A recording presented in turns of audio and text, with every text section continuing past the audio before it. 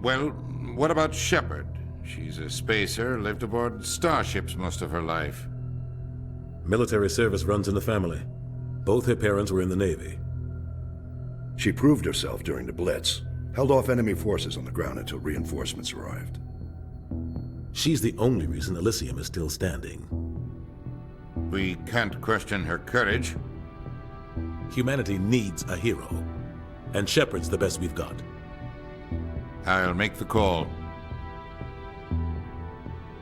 Mass Effect, what many would consider BioWare's magnum opus. Easily my favourite gaming trilogy of all time, and I'm on a quest to platinum these games leading up to N7 Day. So join me as today we begin the journey and get the platinum trophy for...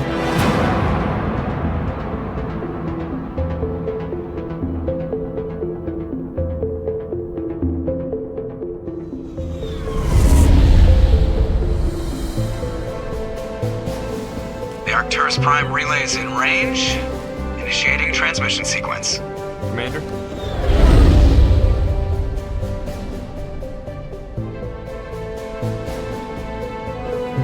We are connected. Calculating transit mass and destination. The relay is hot, acquiring approach vector. All stations secure for transit.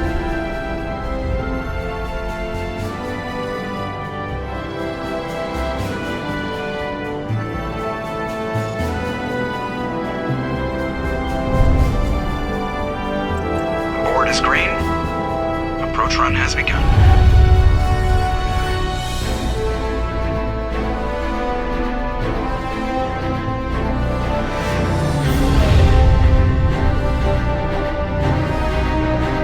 Hitting the relay in 3, 2, 1.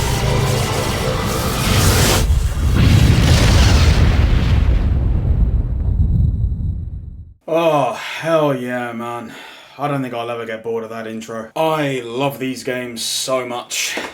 Having another excuse to play this trilogy is awesome, and I get 3 videos out of it. Today we are getting the Platinum Trophy for Mass Effect 1. And it's actually a pretty straightforward trophy hunt. With 35 trophies including the Platinum, you just need to make sure you use all the abilities a load of times and pick some correct dialogue options. Like this one, where you need to ask Anderson about the Protheans. The trophy hunt begins with clearing Eden Prime, and after seeing a sneak preview of what Earth will look like if Putin ever makes good on the nuke threat, we obtained Distinguished Service Medal. After landing on the Citadel, meeting Mass Effect's best bros, best girl, and becoming a Spectre, we get Spectre Inductee. Now we have control of the Normandy, but before setting out, I wanted to take care of a couple of things on the Citadel first. By bouncing around and completing a load of easy missions with Kaidan and Tali in the party, we get Sentinel and Quarian Ally. I don't tend to use Tali in Mass Effect 1 all that much, and spoiler alert, Kaidan's going to be blown halfway to hell on Virmire. The last thing to do is speak to a few alien races, check out the Krogan statue to learn about the Rachni to earn Archivist, meaning we have all primary alien codex entries.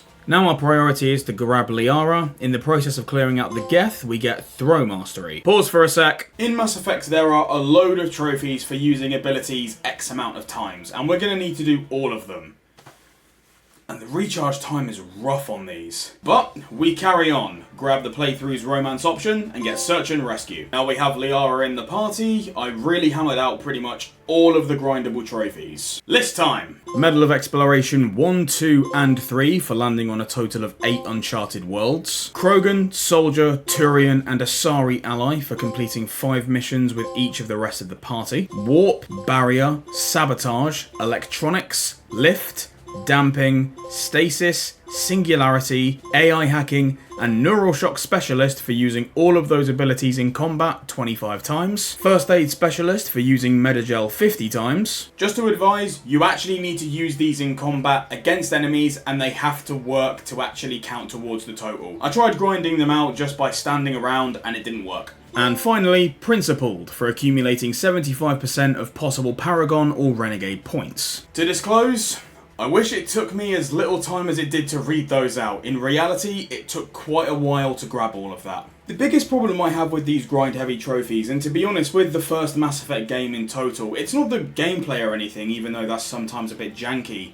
It's the environments that you need to play through. Aside from the locations related to the main story, there is a lot of copy and paste work going on here. Land on a planet, drive around in one of the worst physics-defying lumps of crap ever designed, find an inside area and clear it out. It's these inside areas that all look the same, so it can feel a bit repetitive if you need enough encounters to get all of those combat trophies. But now that's all done, it's pretty much just the story left, and I decided to complete Feros first. So fight Geth, unlodge a big bug ship, and return to find the colony is being mind controlled. By keeping the colonists alive using gas grenades or melee attacks, you get a metric fuckton of either Paragon or Renegade points, and I think this is what allowed me to get the Principal trophy. By clearing out what I found to be the most challenging part of my first ever Insanity run, we get Medal of Heroism. I went for the Honorarium of Corporate Service next. I think it's a fairly popular opinion to say that Novaria is the majority's favourite mission in Mass Effect.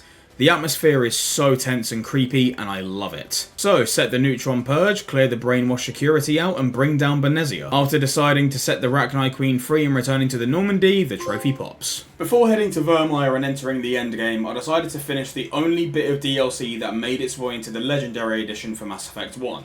And that was Bring Down the Sky. Yes, I know there were only 2 DLCs for Mass Effect 1 and one was just a combat arena, but the point still stands. Bring Down the Sky is a separate mini-story focusing on a Batarian pirate crew that have taken a research team on a meteor hostage and plan to crash it into a human colony. Batarians and humans have a lot of beef as the Batarians believe that humans are taking resources that should be theirs. We're the new kid on the block and expanding really damn quickly, and the Council seems to favour humanity's expansion in regard to having unclaimed planets. Kind of a first come, first serve kind of deal, so as revenge, they're going to blow this one sky high with a massive rock. It is pretty simple in terms of plot. There are 3 torches pushing the meteor toward the planet below, and we need to turn all of them off and confront the boss. Once we reach him, we have a choice. Let him go and save the hostages he's taken, or kill him but the hostages die from an explosive planted in the room they're trapped in. I decided to let him go and save the people because I'm a nice person. The next 2 trophies are on Virmire, so let's head over there. First, we need to calm Rex down. If we mess this up, then we lose Mass Effect's second best bro for the rest of the trilogy. Luckily by this point though, I had a high Paragon score and I helped Rex out earlier by getting his family armor, so it's actually pretty easy to talk him down. By convincing Rex that Saren is the actual enemy and he will just enslave his people with an apparent genophage cure, he agrees to cool off and help us, earning us the Charismatic trophy. All that's left is to finish the mission and leave one of the most boring characters of the series behind to melt in nuclear fire. Alright everybody, hang on!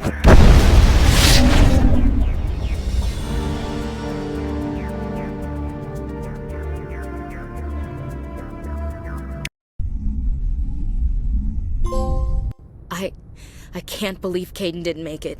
Before being able to finish the game, we're forced back to the Citadel where the Normandy is grounded. We get Anderson to knock this dickweed out though to let us go and finish the game. But I wanted the platinum to pop at the end of the story, and there's still one last trophy to get before heading to Ilos. Completionist. The prompt for this trophy says, and I quote, "Complete the majority of the game." I mean, how vague is that? Luckily, I still had a couple of side missions I hadn't yet completed, so after doing a couple of them, the trophy popped, and now we can finish the game.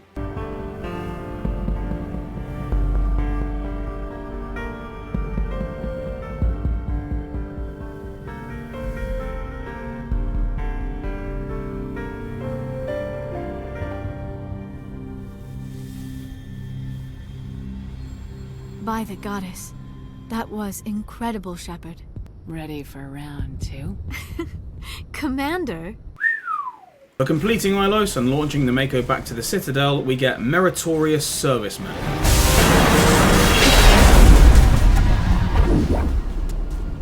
After defeating the Reaper-controlled Saren and completing the game on any difficulty,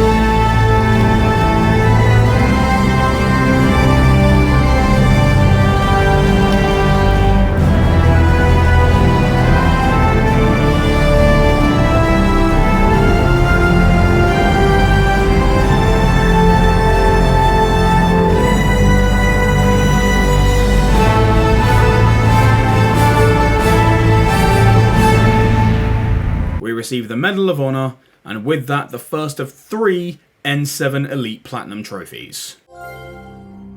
We have gathered here to recognize the enormous contributions of the Alliance forces. When the Reapers come, we must stand side by side. We must fight against them as one. And together, we will drive them back into dark space.